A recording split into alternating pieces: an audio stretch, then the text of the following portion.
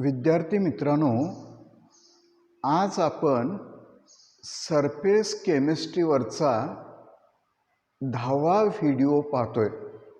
आपल्या सर्वांचं या सेशनमध्ये मी स्वागत करतो.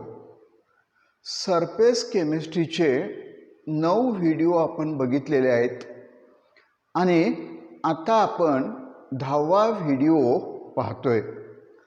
So friends, today we are going to study what is coagulation, then methods of coagulation. One important rule we are going to study, Hardy-Schulze rule, which is very important. Then we are going to solve one numerical on coagulation value or flocculation value. So you know that colloidal particles carry either positive or negative charge. Colloidal particles carry either positive or negative charge. Due to the presence of same charge, colloidal particles repel each other. Again, colloidal particles are surrounded by the molecules of dispersion medium. Due to same charge, colloidal particles repel each other. So, the charge on the colloidal particle is responsible for the stability of the colloid or sol. Charge on the colloidal particle is responsible for the stability of the sol. If by means the charge on the colloidal particles is removed, if by some means the charge on the colloidal particle is removed, then colloidal particles become neutral. They increase their size. They increase in their size. They become neutral, come closer, gets aggregated, and coagulation or precipitation of colloidal particle takes place. So what is coagulation? It is a phenomenon. It is a phenomenon in which the charge on the colloidal particle is removed and the precipitation of the colloid takes place is called coagulation. So we are going to learn different methods of coagulation one by one. So the first method, by mixing of oppositely charged colloids. So you know that colloids carry only one type of charge, either positive or negative. Suppose this is a negatively charged colloid, arsenious sulfide. This is negatively charged colloid. Then the precipitation or coagulation of negatively charged colloid is carried out by addition of positively charged colloid like ferric hydroxide. This is positively charged colloid. So by mixing two oppositely charged colloids, we can bring about coagulation or precipitation of colloid. This coagulation is also called flocculation.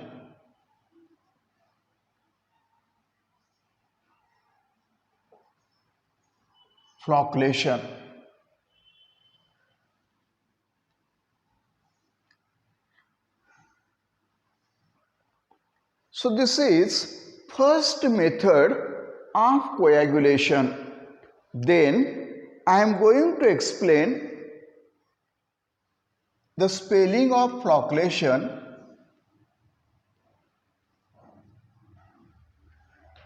is like this. The second method, by boiling or freezing the soul. You know that egg albumin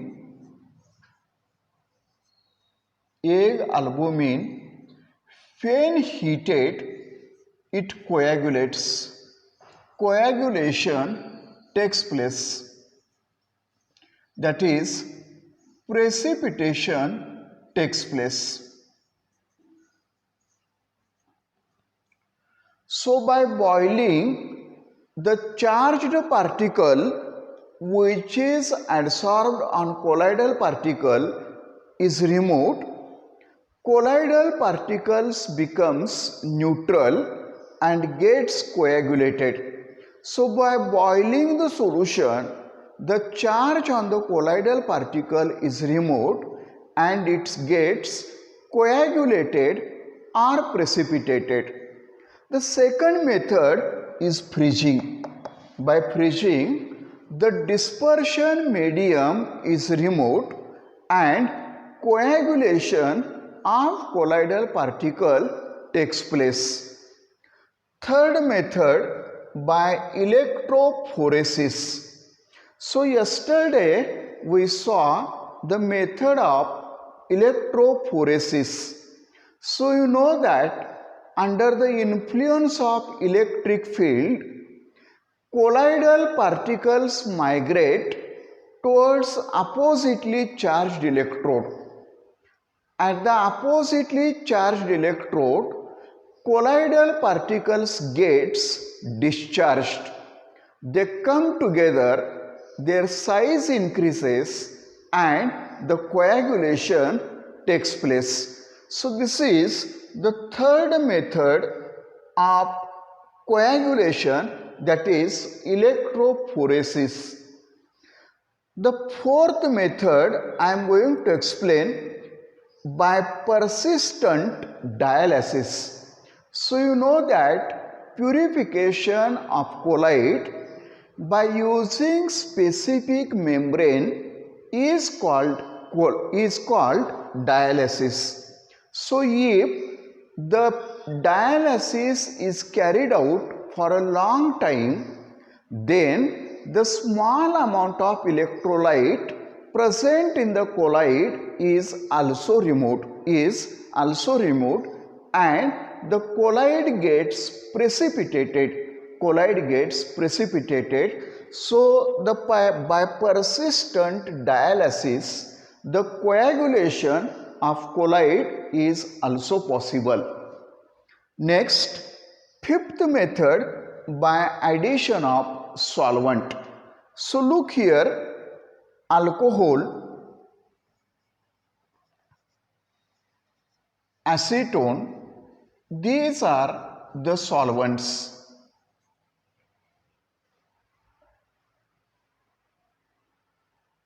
When the solvents are dehydrating solvents like alcohol, acetone, etc. are added to hydrophilic sole. Hydrophilic means water is the dispersion medium. So hydrophilic sole, when alcohol and acetone is added, the water is removed by the solvent by dehydration and coagulation takes place. The sixth method that I am going to explain, by addition of an electrolyte. So here I take the example of arsenious sulfide sole. When to this arsenious sulfide sole, small amount of BaCl2 is added. BaCl2 is added, then coagulation takes place.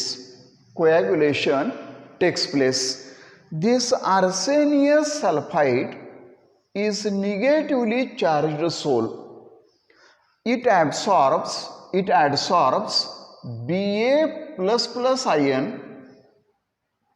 Ba++ ion, and its coagulation takes place. So when small amount of electrolyte is added to the colloidal solution, the oppositely charged ion of the electrolyte is adsorbed on the surface of colloidal particle, and its coagulation takes place. So for coagulation of negatively charged colloid, positively charged ions are required, like this: Al+3, Mg+2, Na+. For coagulation of negatively charged colloidal particles, positively charged ions are required. The ion of the electrolyte having opposite charge to that of colloidal particle is responsible for coagulation. So this is Hardy-Schulze rule.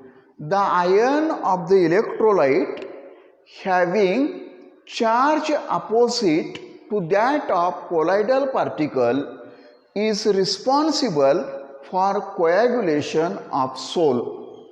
The coagulating power increases with increase in valency. Here aluminum has +3 valency, magnesium has +2 valency, and sodium has plus valency. So the coagulating power of Al+3 is greater than Mg+2. The coagulating power of Mg+2 is greater than Na+. So the second statement of Hardy and Schulze rule is the coagulating power of ion increases with increase in valency. For coagulation of positively charged sol, negatively charged ions are required. This is phosphate ion. Then I write sulfate ion, and here Cl- ion. For the coagulation of positively charged sol, negatively charged ions are required, and their coagulating power increases with increase in valency. The coagulating power increases with increase in valency. Remember, there are two types of sols. One is lyophilic sol, another is lyophobic sol. Lyophilic sol is more stable, lyophobic sol is less stable. It requires small amount of stabilizing agent. So for precipitation or coagulation of lyophilic sol, large amount of electrolyte is required. For coagulation of lyophobic colloid, small amount of electrolyte is required. So this is about coagulation of colloids, precipitation of colloids. If it is clear, I explain the next method.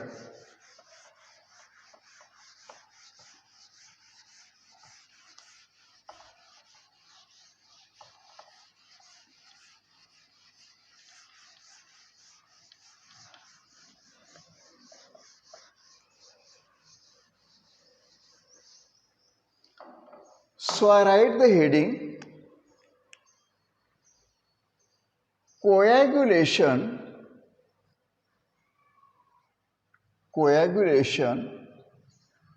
or flocculation value or precipitation value. The coagulation value is inversely proportional to coagulating power.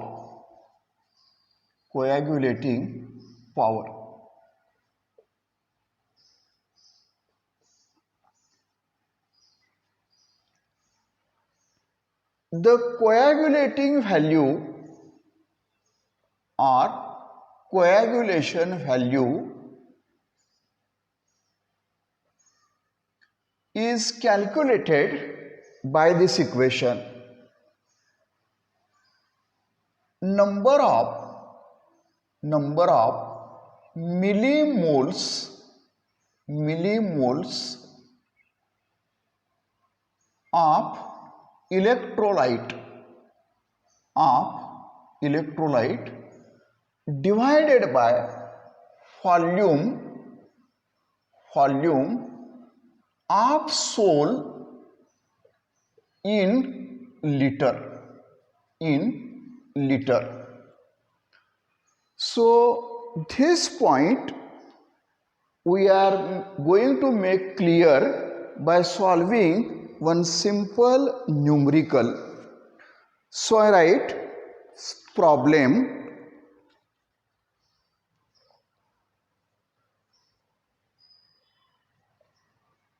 The problem is for the coagulation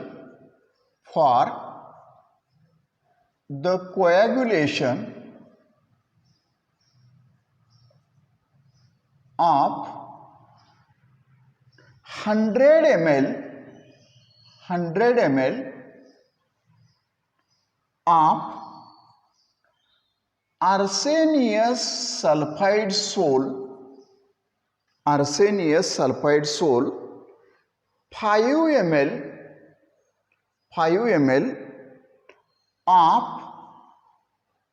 1 molar NaCl is required.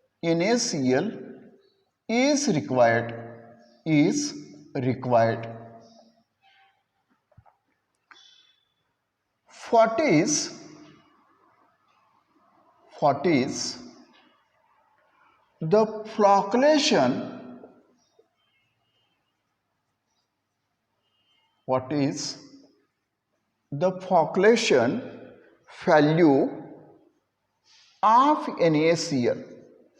value of NaCl? Before solving the problem, read the problem carefully. For the coagulation of 100 ml of arsenious sulfide sol, 5 ml of 1 molar NaCl is required. What is the flocculation value? So the flocculation value or coagulating value is the number of millimoles of electrolyte required to bring about the coagulation of 1 liter of colloidal solution. I repeat once again, the number of millimoles of electrolyte required to bring about the coagulation of 1 liter of colloidal solution is called coagulating value or precipitation value or flocculation value. We are going to solve this problem. I write solution. So you know that m, that is molarity, is equal to n upon phi into 1000 into 1000. So molarity is 1 molar. This is 1 molar. I substitute 1. That is equal to n upon phi.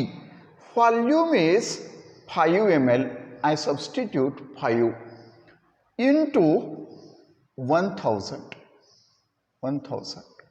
Therefore, n is equal to 5 upon 1000.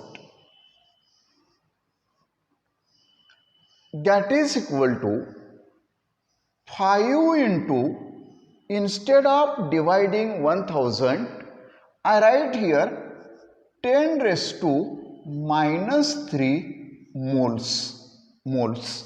But here we require moles, millimoles we require. Therefore, that is equal to 5 into 10 raised to minus 3 into 10 raised to 3.